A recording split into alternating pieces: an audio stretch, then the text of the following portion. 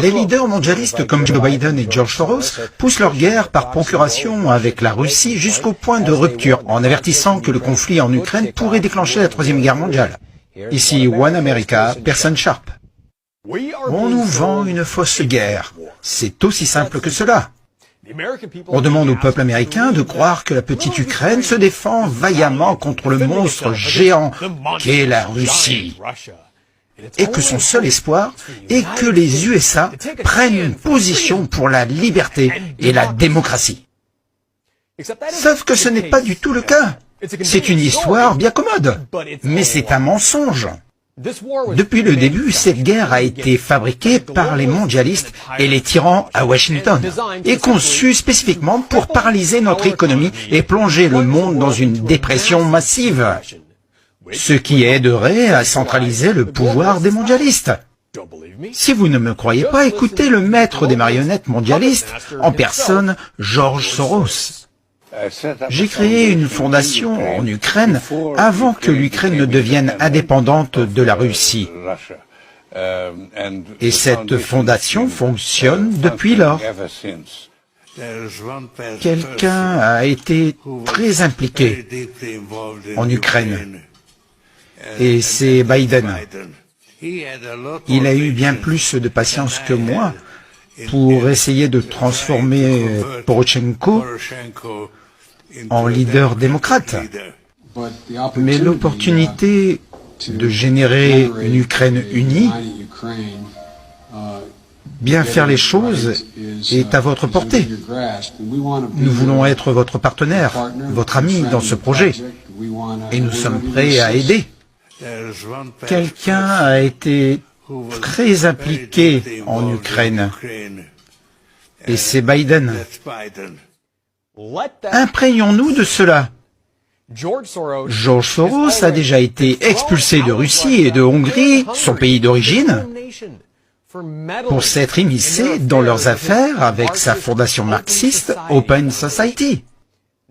Maintenant, nous comprenons pourquoi. Soros, en collaboration avec Joe Biden et l'hégémonie mondialiste, renverse des gouvernements et installe des marionnettes comme Vladimir Zelensky pour faire ce qu'il veut. Et maintenant, ce même homme prédit que l'invasion de l'Ukraine par la Russie déclenchera une troisième guerre mondiale, qui conduira peut-être à la fin de l'humanité. Joe Biden a suivi en avertissant que nous n'avons jamais été aussi proches de l'Armageddon nucléaire aujourd'hui. Est-ce que vous prêtez attention? Ils essaient de déclencher la troisième guerre mondiale. Ils essaient de provoquer la Russie pour qu'elle déclenche l'Armageddon. Pourquoi? Le pouvoir et le contrôle. Pourquoi pensez-vous que nous envoyons des dizaines de milliards de dollars pour faire la guerre en Ukraine, où nous n'avons rien à faire alors que moins d'un quart de cette somme aurait pu sécuriser notre frontière? Non, Biden et les mondialistes savaient que placer des troupes à la porte de la Russie et ouvrir la porte de l'OTAN à l'Ukraine provoquerait des représailles de la part du président Poutine. Ils l'ont même admis en 1997, il y a 25 ans. Je pense que l'endroit où la plus grande consternation serait causée à court terme, pour l'admission sans lien avec le mérite et la préparation du pays adhérent, serait d'admettre les États baltes maintenant en termes de relations OTAN-Russie, États-Unis-Russie. Et si quoi que ce soit pouvait faire pencher la balance, il faudrait le faire. En termes de réaction vigoureuse et hostile, je ne veux pas dire militaire, en Russie, ça serait ça.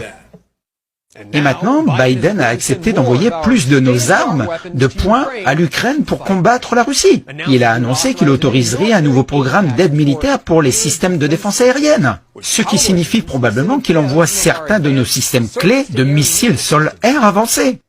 Chacun de ces missiles AMRAAM nous coûte plus d'1,1 million de dollars de nos impôts.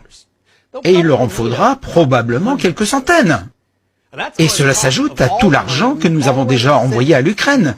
Le paquet d'aide de 40 milliards de dollars de ce printemps. Les 10 milliards ici et les 12 milliards là. Vous arrivez à suivre tout ça? Savez-vous combien d'argent nous avons envoyé à l'Ukraine? Quelqu'un le sait? Ils ne veulent pas que vous le sachiez. Faites une recherche sur Google, vous ne trouverez que 15,2 milliards depuis le début de cette administration. En réalité, le meilleur compte-rendu montre que près de 100 milliards de dollars ont été déversés dans le feu ardent de la fournaise du blanchiment d'argent en Ukraine.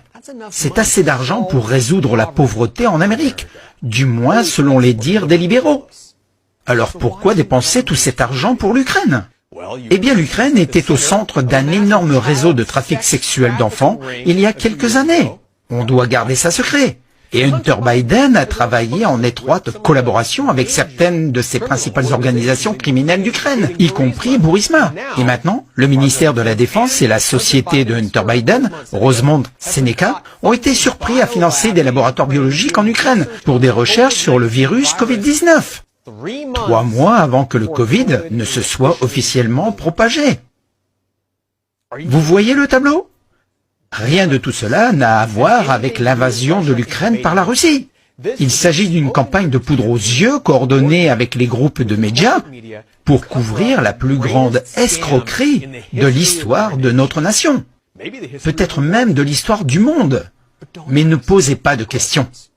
Agitez simplement votre drapeau pour l'Ukraine. Et rappelez-vous, alors que les démocrates paralysent notre économie et envoient tout notre argent et nos armes en Ukraine pour déclencher la Troisième Guerre mondiale, le méchant, c'est Poutine. Pour One American News, ici personne cher.